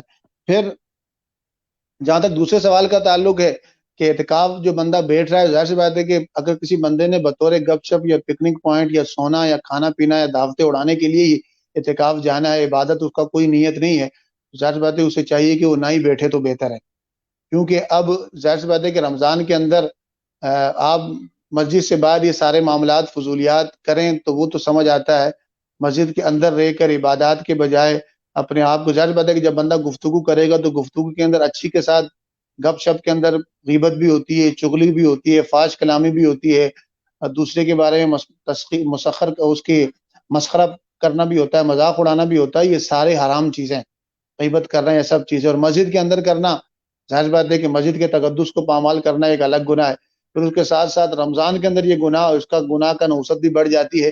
تو پہلی بات اس وجہ سے کہا جاتا ہے کہ جو بندہ اعتکاف بیٹھ رہا ہو تو وہ دیکھ لے کہ وہ اللہ کا مہمان بننے جا رہا ہے، رب کی ذات وہ ہے کہ علیم بذات الصدور، دل کے حال سے بھی واقف ہے، یعلم سرکم وجہرکم، جو تمہارا ظاہر ہے جو باطن ہے اس سے بھی واقف ہے، عالم الغیب والشہادہ، جو سامنے رب کی ذات ہے، یعلم خائنۃ الاعین وما تخفی الصدور، کس چیز کو اگر آپ دیکھ رہے ہیں نیت کیا ہے، اچھی ہے بری ہے، رب اس کو بھی جانتا ہے، دل میں جو پوشیدہ، رب کے مہمان بن رہے ہیں، رب کی حفاظت میں آ رہے ہیں، رب کے لیے دنیا کو چھوڑ رہے ہیں، تو بندہ اگر رب کے لیے چھوڑ کر پھر وہاں جا کر وہ گناہ پر ہی اپنا وقت ضائع کرتا ہے تو اس کو چاہیے کہ وہ اعتکاف بیٹھے ہی نہ، ورنہ اس کے یہ 10 دن رحمت کے بجائے اتقم من النار، آگ سے نجات کے بجائے آگ کا ہی سبب نہ بن جائیں، رب کی لعنت کا ہی سبب نہ بن جائے، تو بندہ احتیاط کرے۔ علماء فرماتے ہیں نا کہ بھئی اگر کوئی بندہ رمضان میں نیکی نہیں کر سکتا تو کم سے کم شر بھی نہ کرے، شر بھی نہ کرے، اپنے آپ کو بس دور ہی رکھے۔ تو یہ کہ اعتکاف بیٹھنے والا پہلے اعتکاف کو سمجھ لے کہ یہ کیا ہے، وہ کس کا مہمان بننے جا رہا ہے، اس کی کیا شرائط ہیں، اس کے کیا لوازمات ہیں، کیوں جا رہا ہے، کیا کرنا ہے اسی وجہ سے ہمارے یہاں بھی ہم نے پوری روٹین بنائی ہے معتکفین کہ بھئی آپ ان چیزوں میں یہ کام کریں۔ اس طرح جو بعض جگہ اجتماعی اعتکاف ہوتے ہیں وہ بھی روٹین بنا لیتے ہیں، اس کا فائدہ یہ ہوتا ہے کہ بندے کو ٹائم ہی نہیں ملتا ہے ان چیزوں کا۔ تو اس کی احتیاط کرنا ضروری ہے، اویئرنیس ضروری ہے، آگاہی ضروری ہے، ہر چیز کو مذاق میں نہ لیں۔ یہ گپ شپ نہیں ہے، یہ مذاق نہیں ہے، یہ پکنک پوائنٹ نہیں ہے۔ گپ شپ کے لیے، مذاق کے لیے، پکنک پوائنٹ کے لیے باہر بہت ساری جگہ موجود ہیں، وہاں جا کے کریں یا نہ کریں۔ جس طرح آج کل آپ بھی دیکھتے ہیں، ہمارا یہ المیہ ہے کہ بھئی مزارات جو تھے وہ اللہ کی رحمت کا مرکز تھے، بزرگان دین کی کہ ہمارے محسنین تھے، ان کے اثار ثواب کے لیے جائے تھے۔ اب مزارات بطور پکنک پوائنٹ ہو گیا، وہاں بطور پکنک کے جاتے ہیں، تصویریں کھنچواتے ہیں۔ وہاں نہ تو پردے کا اتنا معاملہ ہوتا ہے، اکثر و بیشتر اختلاط مرد و زن ہوتا ہے، اس کی احتیاطیں نہیں برتی جاتی۔ کہتے ہیں ہم مزار پہ جا رہے ہیں گھومنے کے لیے، تو مزار گھومنے کے لیے نہیں ہوتا، قبرستان ہو یا قبریں جو ہوں یہ عبرت کی جگہ ہوتی ہیں، رب سے تعلق کی جگہ ہوتی ہیں، ایصال ثواب کی جگہ ہوتی ہیں۔ جو محسنین ہیں ان کے احسان ہم اس طرح پورا کرتے ہیں کہ ان کے لیے ایصال ثواب کریں۔ تو بات ساری ہے کہ بعض اس پہ علماء کرام کو اس پر باقاعدہ طور پر گائیڈ لائن دینی چاہیے، علماء کرتے بھی ہیں، جو معتکف حضرات بھیجتے ہیں باقاعدہ ان کو گائیڈ لائن دی جاتی ہے، اور بعض جگہ بہت زیادہ سختی بھی کی جاتی ہے۔ اور باقی یہ بندے کا انفرادی معاملہ ہوتا ہے کہ رب کے ساتھ اس کا تعلق کس نوعیت کا ہے۔ اللہ تعالیٰ ہم سب کو اعتکاف کی صحیح برکات نصیب فرمائے، رمضان کی صحیح برکات نصیب فرمائے، اور عالم انسانیت کو آج کل جار بدے پورا کورونا وائرس نے پورے دنیا کے اندر ایک وبا یعنی ایک فتنہ، ایک آزمائش کا معاملہ ہے۔ عالم انسانیت کی خیر فرمائے، عالم اسلام کی خیر فرمائے، اور اس آزمائش سے سب امت مسلمہ کو دور فرمائے، اس وبا سے دور فرمائے۔ اس کے پیچھے جو محرکات اس وبا کے پھیلاؤ کا ہیں اللہ بہتر جانتا ہے، رب کے ہاتھ میں سب ہے۔ تو رب کریم ان سب سے ہمیں جلد از جلد اس وبا سے نجات عطا فرمائے۔ حرم بھی جو ہے وہ بھی خالی ہو چکا ہے، اس کے اندر بھی آپ عبادات دیکھیں کیا۔ رمضان کے اندر مکہ مدینہ کی جب تراویاں لگتی تھی تو وہاں لوگوں کا جم غفیر ہوا کرتا تھا، لاکھوں میں لوگ، ہزاروں میں لوگ۔ اب وہ اتنے فاصلے سے کھڑے ہوتے ہیں۔ وبائی صورت رب کی ایک ناراضگی کا ذریعہ ہے کہ رب نے امت مسلمہ کو، اکثر طبقے کو اپنے گھر میں بلانے سے ہی روک دیا، روزہ رسول پہ صلاۃ و سلام پڑھنے سے ہی روک دیا، واجب شریف پر صلاۃ و سلام پڑھنے سے ہی روک دیا، نفل پڑھنے سے ہی روک دیا۔ تو ہمیں اجتماعی توبہ کی ضرورت ہے، انفرادی توبہ کی ضرورت ہے۔ اجتماعی کا مطلب ہے سب کریں، انفرادی اعتبار سے بھی، اجتماعی اعتبار سے بھی اپنے معاملات کی ہم سب سیلف ججمنٹ کریں، محاسبہ کریں، جو غلط ہے اس کو دور کریں، جو ٹھیک ہے اس کو قائم دائم رکھیں۔ تو اصلاً ہمیں ہر ایک کو اپنے گریبان میں جھانکنے کی ضرورت ہے۔ ہم ہر بندہ اپنے دائرہ کار میں جو ہے تبدیلی لا سکتا ہے، انقلاب لا سکتا ہے، اسلام کا نفاذ کر سکتا ہے، تعلق با اللہ قائم کر سکتا ہے۔ اللہ ہم سے پوچھے گا سب سے پہلے ہمارے بارے میں، پھر ہمارے ارد گرد کے بارے میں۔ تو ہمیں اس رمضان کے اندر خصوصی توبہ کی ضرورت ہے، استغفار کی ضرورت ہے، کثرت کے ساتھ درود شریف پڑھنے کی ضرورت ہے، رسول اللہ صلی اللہ علیہ وسلم سے توسل کرنے کی ضرورت ہے، رسول صلی اللہ علیہ وسلم سے استمداد کرنے کی ضرورت ہے اس مسئلے میں کہ وہ ہمارے پر نظر کرم کریں، رب کی بارگاہ میں ہمارے لیے دعا کریں۔ ہم بھی رب کریم سے دعا کریں، سوال کریں کہ اللہ تعالیٰ اس آزمائش سے، پورا سال ہونے کو ہے، اس آزمائش میں مبتلا ہے کہ روز لاک ڈاؤن ہے، معاشی اعتبار سے کاروبار چھوٹے طبقے کا تباہ ہو چکا ہے، بڑے ہی بری حالات ہیں، انڈیا کے حالات آپ دیکھ لیں۔ اللہ تعالیٰ خیر فرمائے۔ ہم سب کو اپنے لیے بھی دعا کریں، سب کے لیے دعا کریں، ہم خود بھی استغفار کریں، کثرت کے ساتھ قرآن کی تلاوت کریں، اور درود شریف کی کثرت کریں۔ اللہ تعالیٰ ہم سب کا حامی و ناصر ہو۔ بہت شکریہ علامہ عبدالستار چشتی صاحب، آپ نے بہت ہی خوبصورت گفتگو فرمائی اور جامع گفتگو، جو آج کے دور میں جن مسائل سے اسپیشلی آپ نے ضمناً جو لاسٹ میں گفتگو فرمائی ہے، جو مزارات کے حوالے سے، مساجد کے حوالے سے، بس یہ ہماری امت مسلمہ کی ایک طرح کی بدنصیبی ہے۔ اس تبدیلی کے منحوس دور میں مزارات کے علاوہ مسجدوں میں اب تو وہ ویڈیو فلمیں بننے لگی ہیں، اور یہ ہماری زوال کی علامت ہے۔ ناظرین، امید ہے آپ نے آج کے اس پروگرام زمان ٹی وی USA انٹرنیشنل کی خصوصی نشریات لمحات رمضان میں بہت کچھ سیکھا ہوگا۔ علماء کرام جو تشریف لاتے ہیں اور سال ہر سال کے علم کے حصول کے بعد جو اس کا نچوڑ آپ حضرات کے سامنے، ناظرین کے سامنے پیش کیا جاتا ہے، آپ حضرات کی معلومات میں گھر بیٹھے ہوئے اضافہ ہوتا ہے۔ آپ ہمارے لیے دعا کریں، ہم آپ کے لیے دعا کریں گے۔ اللہ تبارک و تعالیٰ دین اور دنیا کی بھلائیاں عطا فرمائے۔ اپنا اور اپنے ماحول کا، بہت سوسائٹی کا، گرد و پیش کا بہت خیال رکھیے گا، اور اللہ تعالیٰ ہم سب کی حفاظت فرمائے۔ آمین۔ السلام علیکم ورحمۃ اللہ وبرکاتہ۔ وعلیکم السلام ورحمۃ اللہ